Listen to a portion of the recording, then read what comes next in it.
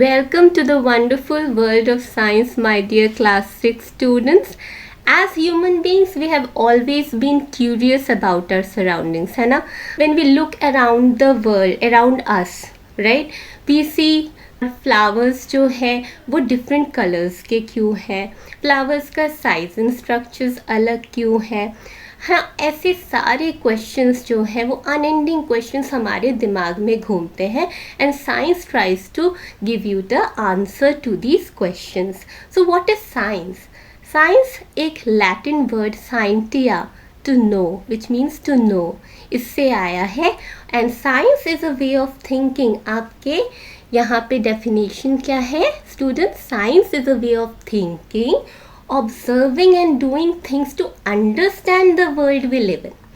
Observing और looking में difference है. What is the difference? Observe जो हम करते हैं, हम look करते हैं. We look with utmost attention and an intention in mind. Right? हम observe करते हैं, मतलब हमने सिर्फ देखा नहीं, हमने जानने की चाह जगाई अपने में कि ये है क्यों, और उसी से क्वेश्चंस निकलते हैं जिसको आप सॉल्व करते हुए ना आप साइंटिफिक मेथड की तरफ बढ़ते हैं, जिसको हम नेक्स्ट वीडियो में हम एक्सप्लेन करेंगे. Right? And to uncover the secrets of the universe. अच्छा, बहुत सारे सीक्रेट्स हैं हमारे अर्थ में, इवन बियॉन्ड अर्थ. अभी देखिए साइंटिस्ट जो है वो they are trying to discover whether there is a life existing outside earth. जैसे कि मार्स में लाइफ है कि नहीं, और अगर है तो किस फॉर्म में है. राइट? तो हम we are not going to read every line because I know you are very good wonderful readers. तो साइंस अगर मैं एनोटेट करूँ यहाँ पे, science is everywhere. This is very important students. अगर आपको पूछा जाए how science is everywhere, science आसपास कैसे है, तो देखिए आपको एग्जाम्पल क्या दिया गया है. From the depths of the ocean to the vastness of outer space. Science कहाँ नहीं है स्टूडेंट? साइंस ओशन में भी है. जैसे फिश जो है वो स्ट्रीमलाइंड है उसकी body, and that is why it can swim very well. Outer space आपके स्टार्स हो गए, मून हो गए, प्लैनेट्स, सन, कॉमेट्स, एस्ट्रॉइड्स, ये सब है. ये सब साइंस जो है हमें इनके आंसर्स देता है, उनकी फॉर्मेशन का, वो किस तरीके से किस मटेरियल से तैयार है, सारे आंसर्स हम सबको साइंस के थ्रू मिलते हैं. And kitchen my God, that is the biggest laboratory of the house, isn't it students? उसमें आप बॉइलिंग से शुरू करके वाटर को आइस में कन्वर्ट करते हैं. ये जो आइसक्रीम बनाते हैं ना, तो वो भी आप साइंटिफिक एक्सपेरिमेंट ही कर रहे होते हैं. You convert water into frozen form, ice form, right? And then playground में even your seesaw is an example of a scientific thing. Okay, scientific principles के basis पर ही ये things काम करती है. Now the next thing is that ये जो मैंने यहाँ लिख रखा है, how science is like a puzzle. Science puzzle कैसे है? पजल देखिए आप ज्वाइन कर करके एक पजल को सॉल्व करते हैं. राइट? तो साइंस जो है एक बड़ा अनएंडिंग पजल है. ये अनएंडिंग क्यों है? क्योंकि आपने एक पजल सॉल्व कर लिया. फॉर एग्जाम्पल आपने ये समझ लिया कि okay, suppose there is life outside earth. Fine. Now the next question that crops up in your mind, what is the form like?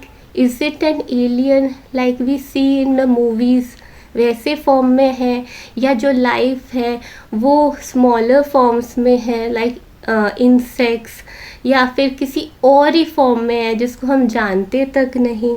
सो ये अनएंडिंग क्वेश्चंस है ना. आपने एक सॉल्व कर लिया किसी चीज़ को, मतलब ये नहीं कि that's it, end of it. No, there are so many questions cropping up due to the solutions we give ourselves. Right. So it is an unending huge jigsaw puzzle जिसको सॉल्व करने में तो बहुत मज़ा आता है. और आप और हम सब मिलकर ना अन्वेषण में, जो कि एक फ्री एजुकेशनल प्लेटफॉर्म है, please subscribe to this channel. हम सब मिलकर ये अनएंडिंग क्वेश्चंस ना आपस में करेंगे और सॉल्व करने की कोशिश करेंगे. Let's make science fun. Right now, even मैंने आउटर स्पेस का एग्जाम्पल दिया, आप अर्थ की बात ले लें. We will start off by looking at our home planet. Okay, home planet कौन सा? Earth. Of course there is only one planet that supports life, Earth. फिलहाल तो यही है. We don't know what scientist will come up in the future with. Right, it is the only planet we know that supports life. Plants and animals have managed to survive and thrive in different regions on this planet. तो अगर आप देखें plants और animals में कितनी variety है, right. और वो वैरायटी जो है वो क्यों है? कुछ कुछ रीजन्स में इतनी एक्सट्रीम कंडीशंस होती है और एनिमल्स जो है अपने आप को अडेप्ट कर लेते हैं. They have this particular way of adaptation. उनमें कुछ कुछ फीचर्स आ जाती है, जैसे कि कैमल आप देख लीजिए. There is a reason, there is a hump in the camel. or there is a reason that cactus thrive in desert area because they have that adaptation in themselves to survive in extreme climates, right. So next is, इन्होंने example दिया है of caterpillar. Do you know what caterpillar turns into? Caterpillar turns into a beautiful butterfly, but before that it goes through some stages. और इस particular इसके life cycle को बोलते हैं metamorphosis. Butterfly lays eggs on leaf और वो eggs hatch करती है and that gives rise to caterpillar. Caterpillar then goes through the stage of larva. और लार्वल स्टेज में वो अपने अराउंड, फिलहाल आप ये मान लीजिए, एक हाउस सा क्रिएट करता है विच इज़ कॉल्ड ककून. और उसमें जो डेवलपिंग लार्वा है उसको बोलते हैं pupa. So pupa then converts itself into a butterfly, into a beautiful butterfly, right. So the butterfly then again lays eggs which hatches to give rise to caterpillar and the cycle goes on.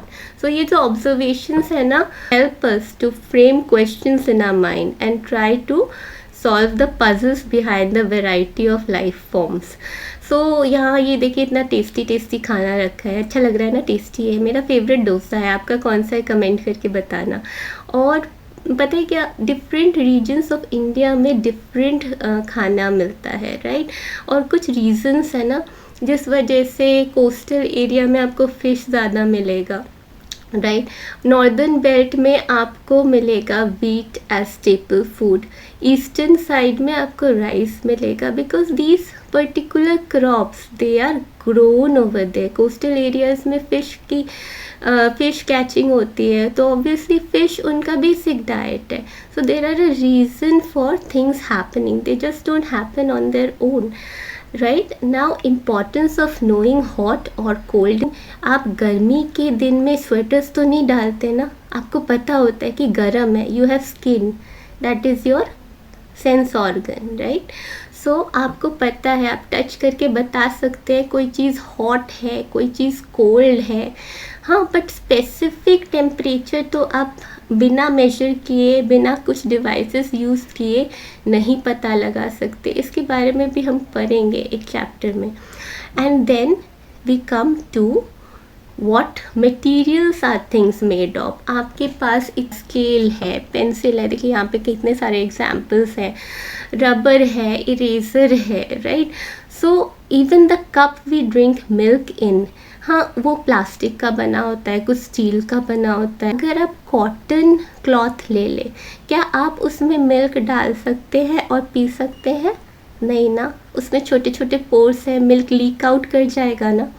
तो कुछ materials है जो किसी specific use के लिए है और कुछ मटेरियल है जो किसी और डिफरेंट यूज़ के लिए है. So we learn about the materials, different materials as well.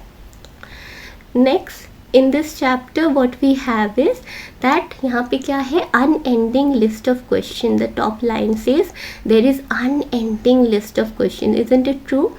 सो ये तो है ही है, अर्थ में क्वेश्चंस, अर्थ के बेसिस पे क्वेश्चंस है, beyond earth we go, sun moon star, सारे हमारे अंदर क्वेश्चंस घूमते रहते हैं जो साइंटिफिक मेथड के थ्रू हम सॉल्व करते हैं.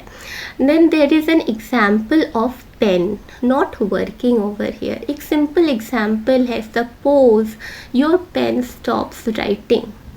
मैं आपसे क्वेश्चन करती हूँ, आपका पेन जो है वो स्टॉप कर गया काम करना, तो आप क्या करेंगे? आप सोचेंगे ना कि पेन क्यों स्टॉप कर गया. पहला दिमाग में क्या आएगा? आप हाइपोथेसिस क्रिएट करेंगे, आप गेस वर्क लगाएंगे. गेस वर्क कैसा कि क्या मेरा इंक ख़त्म हो गया है, तो उसको आप कैसे आप सॉल्व करेंगे. ये क्वेश्चन आपके दिमाग में आया. Then what will you do? You will obviously open up your pen, right. You will see the refill. आपको लगा अच्छा इंक तो ख़त्म नहीं हुई, तो क्या हो सकता है? Next question you frame up in your mind. हो सकता है इंक है, इंक ड्राई हो गया है ना. इंक ड्राई होने से भी इंक जो है आपका पेन काम नहीं करेगा, right. This is the way you come up with questions and solve on your own the answers. तो science is very wonderful and together with Anveshan will try to solve all these questions in our mind.